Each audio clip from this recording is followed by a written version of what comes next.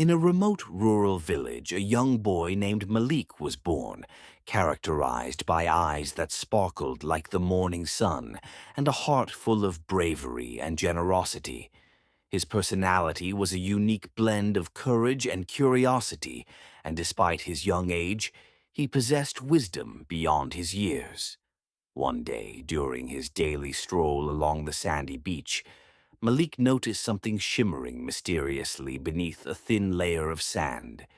As his hand slid to uncover the gleam, he discovered a precious treasure, adorned with gemstones and precious jewels that sparkled like stars in the sky.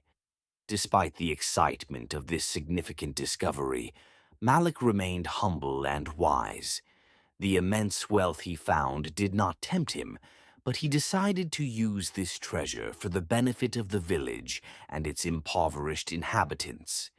With generosity and warmth, Malik used the wealth he found to build schools and hospitals, and to provide food and shelter for those in need.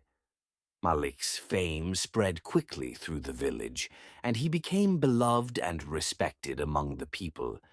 He was not just a possessor of boundless wealth, but rich in his pure heart and compassion for others.